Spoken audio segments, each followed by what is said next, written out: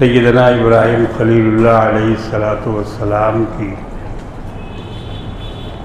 सुन्नत मुबारका इंशाअल्लाह हिंदुस्तान में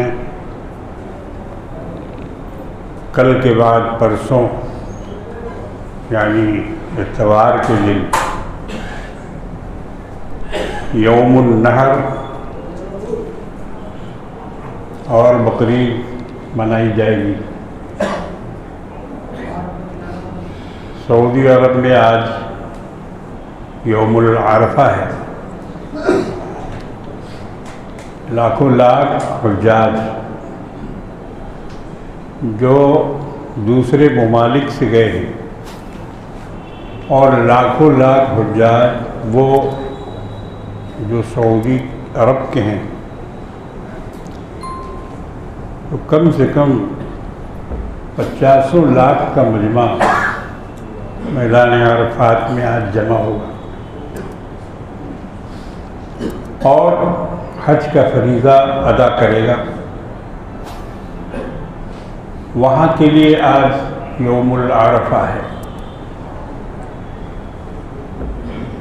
जुमा का दिन भी है। बाद लोग इसको कहते हैं हज अकबरी, मगर इसकी कोई सनद नहीं है। फजीलत तो बढ़ जाती है, इसमें कोई शक नहीं। अगर जुमा का दिन आरफा हो तो उसकी फजीलत बढ़ जाती है, लेकिन उसको हज अकबर या और किसी दूसरे हज का नाम नहीं दिया जा सकता है। हज अकबर वो था जिस दिन आकाए नामदार जनाब मोहम्मद रसूलुल्लाह सल्लल्लाहु तआला अलैहि वसल्लम 1,24,000 सहाबा के साथ मैदान अरफात में तशरीफ़ ले गए थे और आपने अपना फरीज़ा हज अदा किया था। कुछ लोग ये समझते हैं कि जिस दिन अरब में अरफा होगा उसी दिन हिंदुस्तान में अरफा होगा। ये गलत फहमी है। वहाँ का अरफा वहाँ के हिसाब से है, वहाँ के वक्त के हिसाब से है, और यहाँ का अरफा यहाँ के वक्त और यहाँ के हिसाब से होगा। वो है कल हिंदुस्तान में यौमुल अरफा होगा। अरफा के रोज़ा रखने की बड़ी फजीलत है। 2 साल के अगले और पिछले गुनाह माफ़ हो जाते हैं। ये इतनी फजीलत वाला रोज़ा है।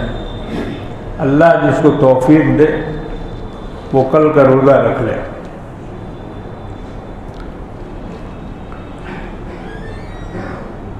इसको बहुत आसानी के साथ समझा जा सकता है कि जैसे अमेरिका में रात है तो वहाँ लैलतुल क़द्र हो रही है।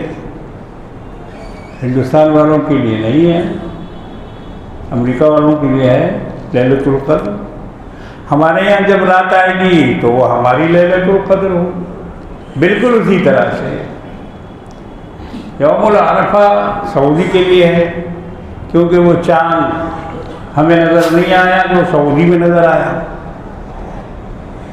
चाँद के निकलने की डूबने की एक डिग्री होती है। तो जिस दिन सऊदी में चाँद दिखाई दिया, हिंदुस्तान में चाँद सिर्फ 4 डिग्री पर था। मशीन जिनके पास हालात हैं उन्होंने बताया सिर्फ 4 डिग्री पर चांद आया था और उसके बाद गुरूब हो गया। लेकिन सऊदी में वो चांद 10 या 12 डिग्री पर था। ये है फ़र्क। लोग पूछते हैं कि क्यों इतना फ़र्क हो जाता है। 2.5 घंटा तो कोई बहुत ज़्यादा नहीं है,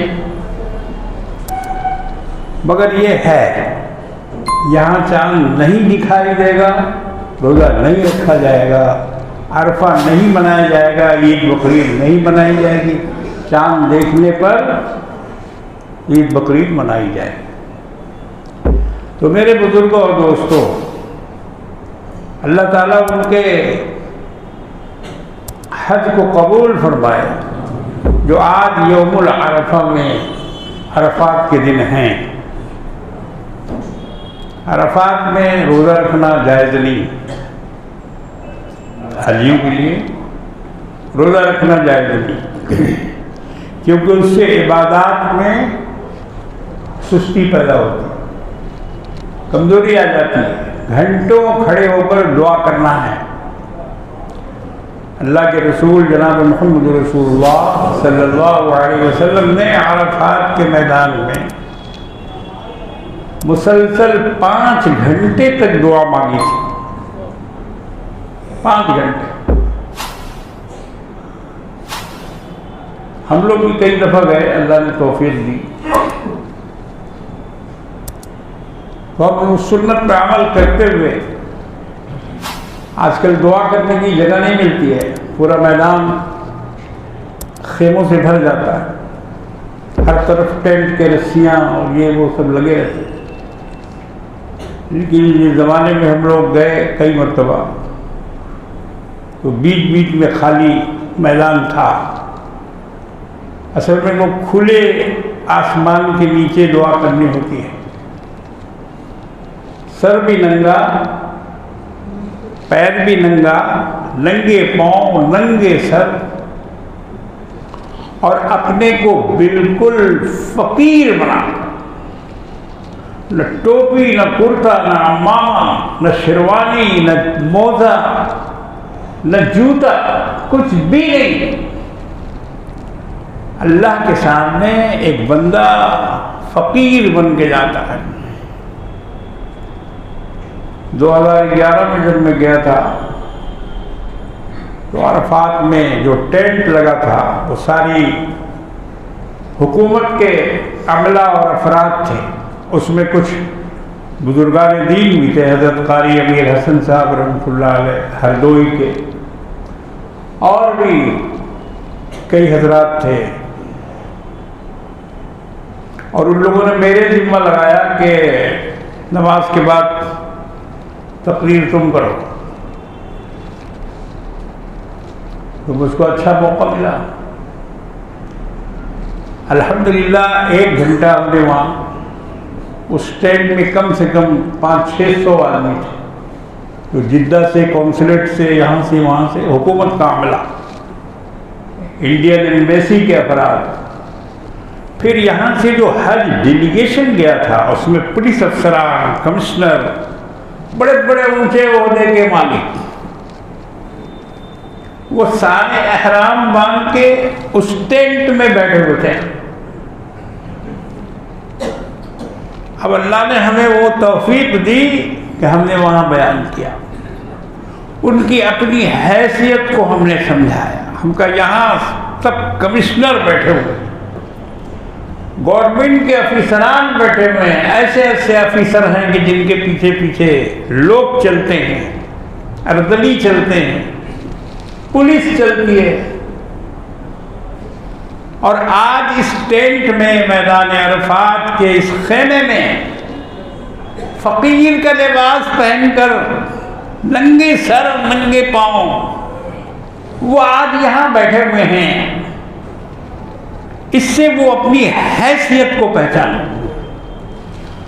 अब अल्लाह ने उस वक्त क्या क्या मेरे दिल में डाला मैं अभी आपको बयान नहीं कर सकता, मगर हालत ये थी कि जितने बैठे हुए थे सब के सब ज़ारो कतार रो रहे थे। मैं मस्जिद में बोल रहा हूँ, अल्लाह के घर में ये बात बोल रहा हूँ कि क्या उन पर असर हुआ, अल्लाह ने क्या उनके दिल में डाला। ज़ारो कतार तमाम अफसरान और जितने भी लोग थे, कमिश्नर हज़रात, हज़रत कारी अमीर हसन साहब रहमतुल्लाह अलैह, हज़रत शेखुल हदीस मौलाना ज़करिया साहब रहमतुल्लाह अलैह के खलीफा, और हज़रत हरदोई के भी खलीफा, दोहरे खलीफा थे। जब मैंने अपनी बात खत्म की कारी साहब बहुत कमज़ोर थे नहीं, लेकिन उठे, एहराम बांधे हुए थे, और उठ के मुझे अपने गले से लगा लिया और कहने लगे कि बाबू बेटा तुमने तो आज दिल खुश कर दिया, अल्लाह तुम्हें और तरक्की दे। बहुत दुआएं दी और एक बात उसके साथ ये भी फरमाया कि देखो हम लोग तकरीर करने वाले हैं, सुनने वाले नहीं। हम लोग सामईन में से नहीं हैं बल्कि मुकर्रिरीन में से हैं, मगर आज सामे बनकर हमने तुम्हारी तकरीर सुनी। अल्लाह ने कहा नहीं, मेरा अपना उसमें कोई दखल नहीं, कोई दखल नहीं। रेड रोड में भी हम क्या बोलते हैं सोच के नहीं जाते हैं, मगर वहां से जब आते हैं तब लोग बोलते हैं कि आपने ये कहा, ये कहा, ये। हम कहा भाई हमको नहीं मालूम क्या कहा, कहलाने वाला कहलाता है।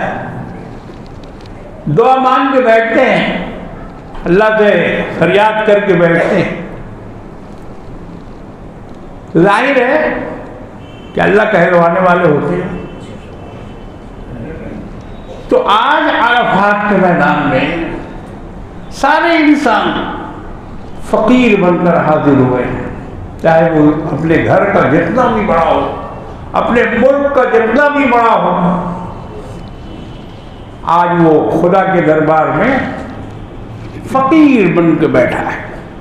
कुरान की इस आयत की तस्दीक होती है जिसमें अल्लाह ने फरमाया या अय्युहन्नासु अंतुमुल फुक़राउ इलल्लाह। ऐ लोगों, ऐ इंसानों, तुम सब के सब अल्लाह के दर के फकीर हो। फुक़राउ इलल्लाह, अल्लाह के दरबार के फकीर हो, अल्लाह के दर के फकीर हो। तो अल्लाह के दर के फकीर को हटाकर दाता के दरबार में बैठा दिया। कितना बड़ा जुल्म है। खुदा कहता है कि ये मेरे दरबार के फकीर हैं, हमारे दरबार के ये फकीर हैं, मगर मौलवियों ने उस फकीर को वहां से उठाकर दूसरी जगहों पर बैठा दिया कि तुम यहाँ के फकीर हो, फला बाबा, फला दाता, फला पीर, फला बुजुर्ग। इसकी तरदीद करनी चाहिए। आज मुसलमान इसमें नाक तक डूब गए हैं, नाक तक डूब गया।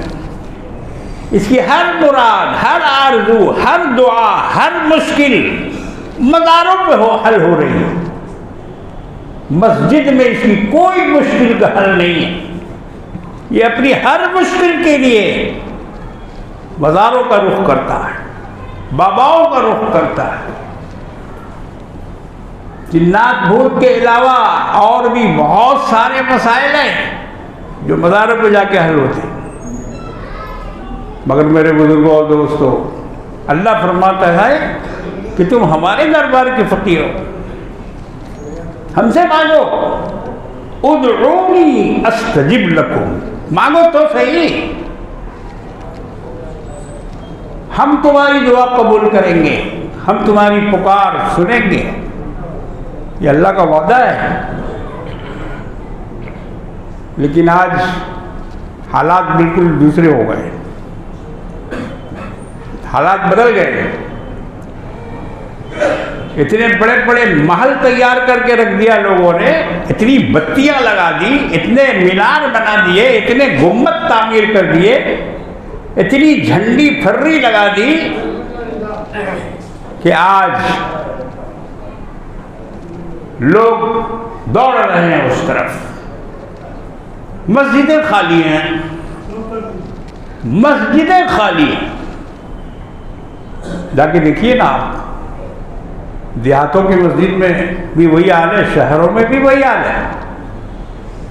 लालदादा में कितने नमाजी फजर में होते हैं हमको नहीं मालूम, लेकिन और मस्जिदों का हाल तो ये है कि 3, 4, 5 से नमाजी ज़्यादा नहीं होते। जुमा में भरता है तो ये जुम्मन मियाँ जुमा में आते हैं, जी, इनके ऊपर सिर्फ जुमा फर्ज है, बाकी और नमाज ताक पर रख देते हैं। जुमा के दिन आते हैं बड़े बंठन के, सच संवर के, इतेर सुरमा, ये वो जी, और उसके बाद अभी दोबारा असर का वक्त होगा, गायब हो जाएंगे, खा पी के घर में पड़े रहेंगे। अब कौन आता है मस्जिद? आ गए वो जुमा के दिन आ गए। एक किसान का बैल घुस गया था मस्जिद के अंदर, तो मुअज्जिन ने डंडा लेके उसको भगाने की कोशिश की, तो उसका मालिक अंदर आ गया। बोले बड़ी साहब मत मारो बैल को, मत मारो। अरे बैल था तब ना यहाँ आ गया, हमको देखा कभी यहाँ?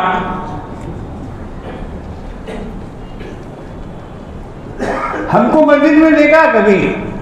बेचारा बैल था इसलिए आ गया। तो बैल लोग आ जाते हैं और जो किसान होते हैं वो घर में बैठे रहते हैं।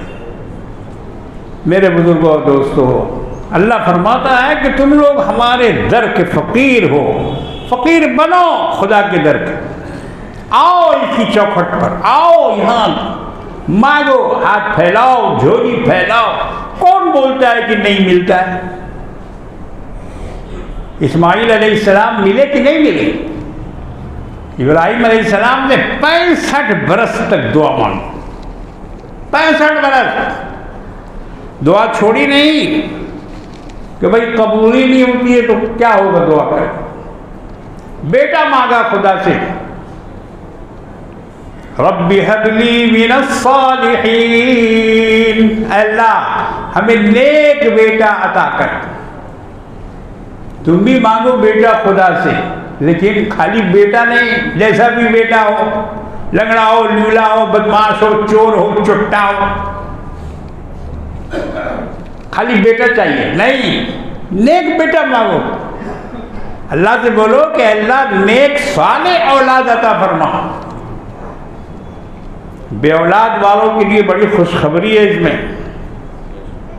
सैयदना इब्राहिम खलीलुल्लाह अलैहिस्सलाम ने 65 साल तक दुआ मांगी, एक बेटा दे दे, एक नेक बेटा दे दे। तो अल्लाह ताला ने उनकी दुआ कबूल फरमाई। फबश्शरनाहु बिगुलामिन हलीम, हमने उसको एक बहुत ही बुर्दबार और सब्र करने वाला बेटा अता फरमाया। वो कैसा बेटा था? अल्लाह ने फरमाया कि जब वो बड़ा हुआ और अपने बाप के साथ काम करने के लायक हुआ, तब अल्लाह ने इब्राहिम अलैहिस्सलाम का इम्तिहान लिया और उनको वो ख्वाब दिखाया गया कि अपने बेटे को खुदा की राह में कुर्बान करो। इब्राहिम अलैहिस्सलाम से मशवरा किया, ये सब आप लोग जानते ही हैं, मैं उसको दोहराना नहीं चाहता। मगर यहाँ से समझ में आता है कि हम लोग खुदा से नाउम्मीद हो गए। इब्राहिम अलैहिस्सलाम नाउम्मीद नहीं हुए, वो दुआ मांगते रहे। उन्होंने दुआ मांगना बंद नहीं किया, उन्होंने दुआ मांगना छोड़ा नहीं। और जानते हो, खुदा जब किसी को देता है तो मांगने से भी ज्यादा देता है। जितना मांगा जाता है उससे वो ज्यादा देता है। उमर ने दुआ मांगी कि अल्लाह हमारी मौत मदीने में हो और हमें शहादत की मौत नसीब हो। अल्लाह ने दोनों दुआ कबूल की। सैयदना उमर फारूक रज़ी अल्लाह ताला खलीफा दोयम, दोनों दुआ कबूल की। मदीना में शहादत भी हुई और शहीद भी हुए, मौत भी हुई, शहीद भी हुए। ये दोनों दुआ अल्लाह ने कबूल फरमाई। मगर एक चीज जो अल्लाह ने उमर को गिफ्ट में दिया, वो क्या? गुम्बदे खदरा में जगह अता फरमाई, नबी करीम सल्लल्लाहु तआला अलैहि वसल्लम के पहलू बना। यह है अल्लाह का गिफ्ट। ये मांगा नहीं था उमर ने, उमर ने ये मांगा नहीं था कि अल्लाह रौज़े रसूल में मेरा दफन हो और रसूल के बगल में मेरा मज़ार बने। नहीं, उन्होंने तो कहा था कि मदीने में मौत आए और शहादत की मौत हो। यह है खुदा से मानने वालों का मर्तबा। सिर्फ एक मिसाल मैंने दी है, वरना ऐसी सैकड़ों मिसालें दी जा सकती। जितना मांगा था अल्लाह से, अल्लाह ने उससे ज्यादा दिया।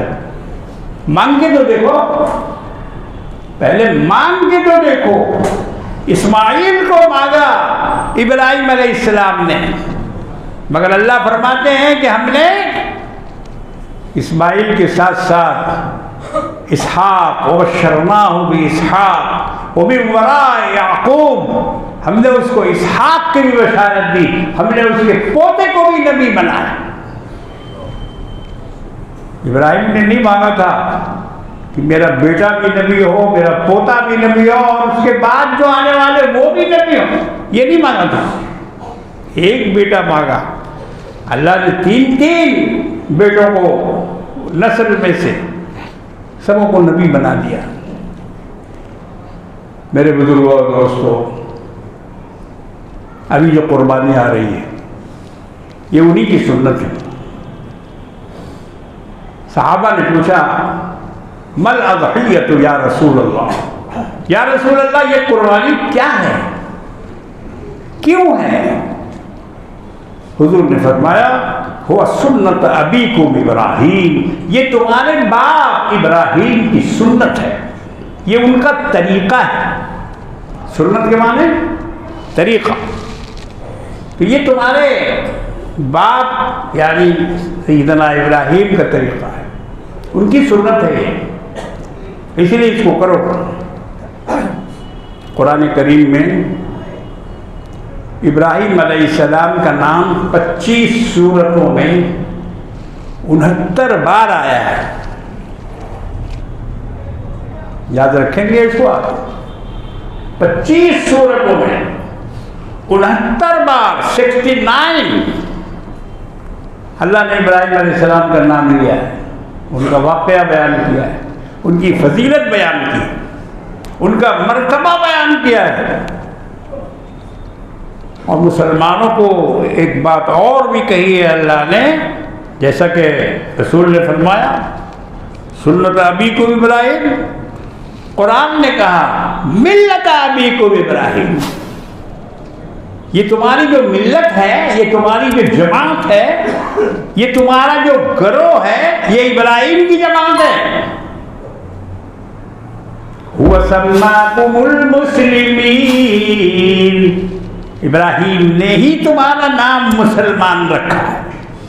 कोई पूछे कि तुम मुसलमान कैसे हो, किसने तुम लोग को मुसलमान कहा? सबसे पहले ये नाम किसने रखा? तो कुरान कहता है हुवा सम्माकुमुल मुस्लिमीन, उसने इब्राहीम ने तुम्हारा नाम मुसलमान रखा, वो इब्राहीम अलैहिस्सलाम। आप देखते हैं इस्लाम से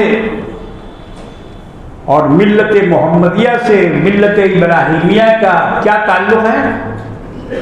अभी नमाज पढ़ेंगे आप और हम भी पढ़ेंगे इंशाअल्लाह। तो क्या होगा? दुरूद किस पर पढ़ेंगे हम? अत्तहियात के बाद जो दुरूद पढ़ेंगे तो पहली दुरूद तो हज़रत मोहम्मद सल्लल्लाहु तआला अलैहि वसल्लम पर पढ़ेंगे, अल्लाहुम्मा सल्लि अला मुहम्मद व अला आलि मुहम्मद। अल्लाह मोहम्मद सल्लल्लाहु अलैहि वसल्लम पर रहमत नाज़िल फरमा और उनकी औलाद पर रहमत नाज़िल फरमा। औलाद से मुराद बाल बच्चे भी हैं, लेकिन औलाद से मुराद उम्मत है, इसको ध्यान में रखिएगा। बाद लोग ये समझते हैं कि आल के माने हसन, हुसैन, अली, फातिमा, पंजतन, ये गलती है उनकी। पंजतन के लिए ये दुआ नहीं है, पंजतन उसमें शामिल हैं, उसको अलग नहीं किया जा सकता है, लेकिन सिर्फ पंजतन के लिए ये दुआ, हसन हुसैन इब्राहिम ये अली और फातिमा के लिए ये दुआ नहीं। यहाँ गलती पर हैं आप। अल्लाहुम्मा सल्ली अला मुहम्मद व अला आले मोहम्मद से मुराद पूरी उम्मत मोहम्मदिया मतलूब है, पूरी उम्मत मोहम्मदिया। फिरौन का बेटा नहीं था, लावलद था फिरौन, मगर अल्लाह फरमाते हैं आल का इस्तेमाल वहां कहाँ किया? व अगरकना आल फिरौन व कुल्लुन कानू ज़ालिमीन। हमने फिरौन को उसकी उम्मत के साथ गर्क कर दिया। आल फिरौन कहाँ? अगर आल के माने बेटा बेटी होता तो यहाँ तर्जुमा किया जाएगा कि हमने फिरौन को उसके बेटे के साथ डुबा दिया, मगर ये तर्जुमा है नहीं, नहीं। वागरकना आल फिरौन का मतलब ये है कि उसका पूरा गिरोह, पूरी जमात जो फिरौन के साथ थी उसको हमने डुबाया। तो हम दुआ पढ़ते हैं अल्लाहुम्मा सल्ली अला मुहम्मद व अला आलि मुहम्मद कमा सल्लैता अला इब्राहीम। किसी पैगंबर का नाम हमारी नमाजों में नहीं लिया जाता सिवाय इब्राहीम अलैहिस्सलाम के। देखो ये ताल्लुक है मिल्लत इब्राहीमी का और मिल्लत मोहम्मदिया का। हर नमाज में जितनी मर्तबा दुरूद पढ़ेंगे इब्राहीम अलैहिस्सलाम का नाम आएगा मोहम्मद रसूलुल्लाह सल्लल्लाहु तआला अलैहि वसल्लम के साथ। ऐसा रिश्ता है इब्राहीम अलैहिस्सलाम का इस मिल्लत के साथ, और उसी में से एक रिश्ता कुर्बानी का भी है, कुर्बानी का भी है। वही रिश्ता जो अल्लाह ने इब्राहीम के साथ मोहम्मद रसूलुल्लाह का रिश्ता लगाया। अरे भाई, इनको मांगा था इब्राहीम ने। खाना काबा की तामीर के बाद इब्राहीम अलैहिस्सलाम ने जो दुआ की है वहां पर, उस दुआ में था, मांगा था इब्राहीम ने कि अल्लाह इनमें एक ऐसा नबी पैदा फरमा जो तेरे दीन को फैलाए, यतलू अलैहिम आयातिका व युअल्लिमुहुमुल किताबा वल हिकमता व युज़क्कीहिम। ऐसा रसूल मांगा। इसके अलावा इब्राहीम अलैहिस्सलाम ने और किसी रसूल को नहीं मांगा, मोहम्मद रसूलुल्लाह को मांगा कि इनको अंदर एक ऐसा नबी पैदा फरमा। अपनी औलाद के लिए दुआ मांगी कि इनको रिज़्क़ अता फरमा फलों से, वर्ज़ुक़हुम मिनस समारात, इनको फलों की रोज़ी अता फरमा। देखो क्या दुआ है। चटियल मैदान और नंगे पहाड़, खुश्क बेआबो हो गया, और वहां क्या मांग रहे हैं इब्राहीम अलैहिस्सलाम? फल मांग रहे हैं।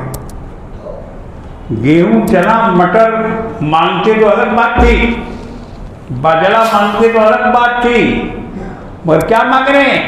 फलों की रोजी दीजिए। पहाड़ में फल, बयाबान में फल, खुश्की में फल मांगा। मगर इब्राहीम जानते थे कि हमारा खुदा खुश्की में फल देने वाला है, पहाड़ों पर फल देने वाला है। आज जाके देखो मक्का और मदीना में फल का अंबार लगा हुआ है। बाजारों को जब देखते हैं तो दिमाग चकरा जाता है। मछुआ उसके सामने बच्चा है, कुछ नहीं है। जो मदीने का बाजार है, फलों की मार्केट, बिन दाऊद की जो मार्केट है, या और भी जो बाजार वहां हैं, दुनिया का हर फल हर वक्त मिलेगा। कोई फल ऐसा नहीं है जो वहां नहीं मिलता। अल्लाह ने उनको फलों की रोटी दी। आज भी वो रोजी मिल रही है उनको। अरब बहुत शौकीन है फलों के, बहुत फल खाते हैं। इब्राहिम की ये दुआ है कि अल्लाह इनको फलों की रोजी अता फरमा। तो मेरे बुजुर्गों और दोस्तों, कुर्बानी इस नियत से कीजिए कि ये इब्राहिम अलैहिस्सलाम की सुन्नत है। आजकल हमारे यहाँ कुर्बानियों में बहुत बेतरतीबी हो रही है। सबसे बड़ी बात तो ये है कि जानवर खरीदते हैं तो हलाल हराम की तमीज़ नहीं करते। पैसा हलाल का है या हराम का, बस गोरू होना चाहिए, जैसे भी हो। बोले क्या करें, छोटका बहुत जिद कर रहा था, बहुत जिद कर रहा था, इसलिए ले आए। ये कुर्बानी हुई, ये अल्लाह की कुर्बानी हुई है, छोटका की कुर्बानी। किसकी कुर्बानी है? नियत साफ करो, नियत बगैर इसके कुर्बानी नहीं होगी। हमारा खुदा खून पीने वाला नहीं है, हमारा खुदा गोश्त खाने वाला नहीं है। जो दूसरे लोग हैं वो अपनी बलि का खून अपने बुतों पर चढ़ाते हैं, बुतों के सामने बलि देते हैं और बुतों के सर पर खून उसका डालते हैं। हमारा खुदा, हम लोग मस्जिद में खून लेके नहीं आते कि चलो मस्जिद में चढ़ा दिया जाए, मिंबर के पास, मेहराब के पास, कुर्बानी है अल्लाह के नाम, तो अल्लाह को पहुंचा दें गोश्त और खून। नहीं, अल्लाह ने इसके लिए पहले कह दिया कुरान में, लन यनालल्लाह लुहूमुहा वला दिमाउहा वलाकिन यनालुहु तक़वा मिनकुम। अरे न तुम्हारा गोश्त पहुंचता है खुदा तक और न तुम्हारी कुर्बानी का खून पहुंचता है खुदा तक। ये मत समझो कि खुदा तुम्हारे खून का और गोश्त का मोहताज है। वो सिर्फ तुम्हारी नियत देखता है, तकवा देखता है। वलाकिन यनालुहु तक़वा मिनकुम। तुम में से कौन कौन ऐसा है जो खालिस अल्लाह के लिए, अल्लाह की मोहब्बत में कुर्बानी करता है। ये कुर्बानी क्या है मालूम है? मोहब्बत की कुर्बानी है। जानवर के गले पे छुरी फेरना और खून बहाना, ये मोहब्बत की कुर्बानी है। अगर पला हुआ जानवर हो, घर का खस्सी हो, बकरी हो, गाय हो, अगर घर का पला हुआ हो, उसकी कुर्बानी करना अफजल है, उसकी कुर्बानी करना अफजल है। पाल के देखो, खस्सी पाल के देखो, खिलाओ अपने हाथ से दोनों वक्त और पीछे पीछे घूमे तुम्हारे साथ साथ, बड़ा हो जाए और उसके बाद बकरीद में उसकी गर्दन पर छुरी चलाओ, हाथ कांप जाएगा तुम्हारा, हाथ कांप जाएगा। हमने भी एक पाला था बहुत नौजवानी के वक्त में, या बचपन ही समझिए, उसका नाम हमने कुर्बान रखा था। ये मेरी ज़िंदगी की एक तारीख का एक छोटा सा वाक़या है। और उसके बाद बड़ा हुआ, साल भर के बाद, तो घर वालों ने कहा कि अरे भाई बहुत हो गया, इधर गो, उधर मोह, इधर धो, उधर ये करो। जाहिर है कि कलकत्ता घर छोटा था और उसी में बेचारा बना रहता था इधर उधर। मगर क्या लगाव होता है जानवरों को इंसान से, वो मैंने आजमा के देखा खुद। 11 बजे रात को मैं मदरसे से आता था वापस, और नीचे दरवाजा की कुंडी खटखटाता था और ऊपर से वो चिल्लाने लगता था। कुंडी की आवाज को समझ जाता था, उठ के खड़ा हो जाता था और चिल्लाने लगता था कि आ गया मेरा दूध पिलाने वाला। उसको शीशी में दूध पिलाया हमने। लेकिन जिस दिन वो ज़बह हुआ, उस दिन मैं आंसुओं से रोया। ऐसा लगा कि जैसे कोई मेरी औलाद हमसे छीन ली। उसका गोश्त हमने नहीं खाया, घर में पका, सबों ने खाया, मगर हमने नहीं खाया, हमसे खाया नहीं गया। ये होती है मोहब्बत, ये होती है मोहब्बत। अल्लाह वही देखना चाहता था कि इब्राहिम को बेटे से ज्यादा मोहब्बत है या हमसे ज्यादा मोहब्बत है, किसकी मोहब्बत उसके दिल में ज्यादा है। बहरहाल इब्राहिम अलैहिस्सलाम ने दिखा दिया कि अल्लाह तेरी मोहब्बत से बढ़कर किसी की मोहब्बत हमारे दिल में नहीं है, चाहे वो इस्माइल हो, चाहे वो इसहाक हो, चाहे वो याकूब हो, चाहे वो हाजरा हो, कोई भी हो, हम उससे ज्यादा, तुझसे ज्यादा और किसी से मोहब्बत नहीं करते। सफाई का खास तौर पर ख्याल रखिए। बाद लोग समझते हैं कि निकलने वाला खून जो है पाक है, पाक नहीं होता, वो नापाक है। कपड़े पे लग जाएगा तो नमाज नहीं होगी, याद रखो। दीवार में छापा मत मारो, नापाक है वो, और देखने में भी खराब लगता है। ये सब जाहिल लोग करते हैं जहालत में। घर में ऐसा न करो, बल्कि बहुत एहतियात के साथ, पर्दे के साथ, छुपा कर, किसी को तकलीफ न हो, ऐसी जगहों पर कुर्बानी कीजिए। अल्हम्दुलिल्लाह सुम्मा अल्हम्दुलिल्लाह, हिंदुस्तान में लोग इस पर मुत्तफिक हैं कि मुसलमान कुर्बानी करे, मुसलमान कुर्बानी करे। हरिद्वार जैसी जगह में कुर्बानी की इजाज़त मिल गई। कोर्ट ने कहा कि नहीं, जैसे कुर्बानी यहाँ होती है वैसे ही हो गए। उन लोगों ने एक याचिका दिया था कि यहाँ नहीं होना चाहिए, मगर कोर्ट ने उसको खारिज कर दिया। अल्हम्दुलिल्लाह हरिद्वार जैसी जगह पर कुर्बानी की इजाज़त मिल गई। ये बरकत है कुर्बानी की, कुर्बानी की ये बरकत है। बंगाल में आपको इजाज़त मिली हुई है तो इसका ये मतलब नहीं है कि आप यहाँ वो पद्दर मचाएं, जानवर को लेके दौड़ाएं, यहाँ से वहाँ, इस गली से उस गली, इस महल्ले से उस महल्ले। ये सब बेकार काम मत करो, न उसका वीडियो बनाओ, न उसको वायरल करो, न कुछ भी नहीं। एहतियात कीजिए, एहतियात नहीं करेंगे आप तो बहुत नुकसान उठाएंगे, याद रखिए, बहुत नुकसान उठाएंगे अगर बेएहतियाती करेंगे। इसलिए आपको मौका मिला हुआ है, अल्लाह की तरफ से अल्लाह ने छूट दी है। आप इत्मीनान के साथ, सुकून के साथ अपने फरीज़े को अदा कीजिए, गरीबों में गोश्त तकसीम कीजिए। ऐसा नहीं कि सारा गोश्त डीप फ्रीजर में भर ले। आजकल इतना बड़ा फ्रीज आ गया है ये, और उसके बाद 6 महीना तक खाते रहो निकाल के।